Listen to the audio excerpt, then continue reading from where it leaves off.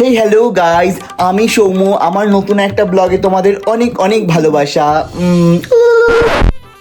যাই হোক গাইজ, আজকে আমি আমার জিজু আর দিদিকে প্র্যাঙ্ক করবো, তাই আমি ওদের ঘরে চলে এসেছি। আমি এই বিছনা ওদের খাটের নিচে লুকিয়ে পড়বো আর প্রত্যেকটা মুহূর্ত আমি রেকর্ড করব আর তোমাদেরকে দেখাবো। গাইজ চলো লুকিয়ে পড়ি। গাইজ আমি লুকিয়ে পড়েছি, এবার ওরা আসবে, তারপর ওদেরকে সারপ্রাইজ দেবো। আরে ছাড়ো না, চোখে লাগছে তো। হাত দাঁড়াও না একটু। এই এক, এই দুই, এই তিন, সারপ্রাইজ। ও মা, হাউ রোম্যান্টিক। তা আজকে হঠাৎ? কারণ আজকে ভ্যালেন্টাইন্স ডে। ঠিক আছে, তুমি আগে এখান থেকে বসো তো। উফ, কি হয়েছে? আর এই হলো তোমার গিফট। ওয়াও, কি সুন্দর। কিন্তু যদি মা চলে আসে আমার ভয় লাগছে। বেবি, আজকের মতন এরকম একটা রোম্যান্টিক দিনে, এরকম একটা রোম্যান্টিক সিনে তোমার ওই শেওড়া গাছের শাকচুন্নির নামটা নেওয়া কি খুব প্রয়োজন ছিল? বেবি, আমার মা হয় কিন্তু। আচ্ছা আচ্ছা বেবি, সরি সরি সরি। শোনো না, তোমার মা ওই সেই দুজনের সিনেমার শ্রাবন্তীর পিসির মতন ভিলেন না? আমাদের দুজনের মিল হতে দেয় না মোটে। কতদিন হয়ে গেছে আমাদের বিয়ে হয়ে গেছে, আজ পর্যন্ত আমি একবার ঢোকাতেও পারলাম না। ইউ বেবি, তোমাকে আমার ঘরে।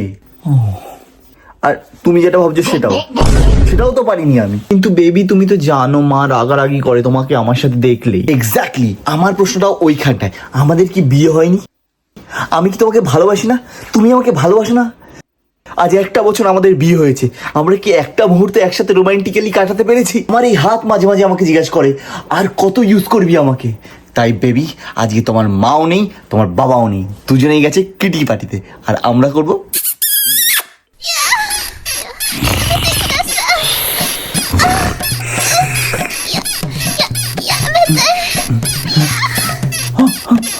ভূমিকম্প।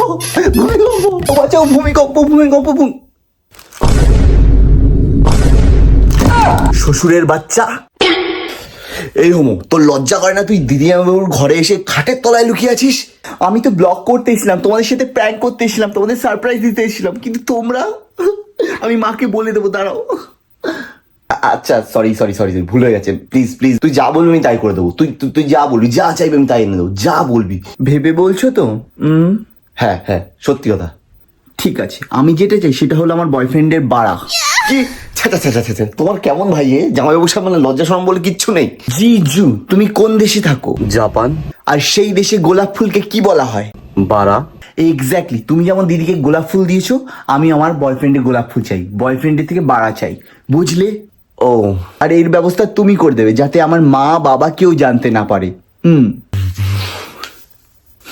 কথা রইলো কিন্তু, ভুলবে না। নাও এনজয় করো। এই গাইজ, আমার প্ল্যানে একটু চেঞ্জ হয়েছে। দিদি জামাইবাবুকে আর প্র্যাঙ্ক করছি না, তার বদলে আমি আমার জাপানিজ বয়ফ্রেন্ডের সাথে দেখা করতে যাচ্ছি। Stay tune.